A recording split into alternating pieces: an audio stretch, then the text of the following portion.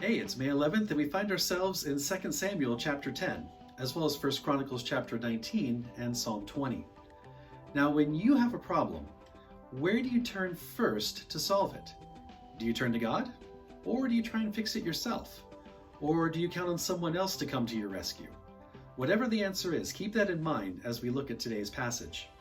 In 2 Samuel chapter 10, starting in verse 1, we read that after this, the king of the Ammonites died, and Hanun his son reigned in his place. And David said, I will deal loyally, 1 Chronicles says kindly, with Hanun, as his father dealt loyally or kindly with me. So David sent his servants to console him concerning his father.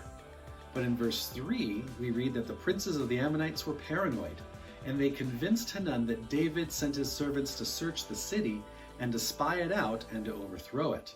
So in verse 4, Hanun took David's servants, shaved off half the beard of each, and cut off their garments at their hips and sent them away. This disgraceful treatment of David's servants led to war between Israel and the Ammonites and the Syrians. David sent Joab and all the mighty men, including Abishai, Joab's brother, to fight the two nations. Joab and Abishai split their forces and agreed if the other needed help that they would have each other's backs. Joab encouraged Abishai to be brave for their people and said, May the Lord do what seems good to him. Joab knew that the outcome of the battle ultimately would be God's decision. Long story short, Israel wins, and peace treaties are signed, and the Syrians never again come to the aid of the Ammonites.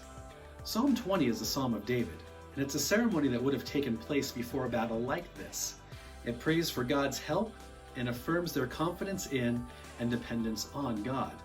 Verse 7 sums up the psalm really well when David says, Some trust in chariots and some in horses, but we trust in the name of the Lord our God.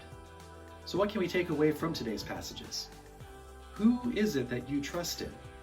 Joab and David both understood that success had nothing to do with their own strength and resources. Success ultimately comes from God. Also, know that we can be who God works through to help someone else. Joab and Abishai had each other's backs. Are you someone that others can count on to help them in their times of need? My prayer for us today is that we would seek God's direction and trust Him alone to bring about His perfect will, and that we would be there for each other, that we'd be the vessels that God uses to meet the needs of others.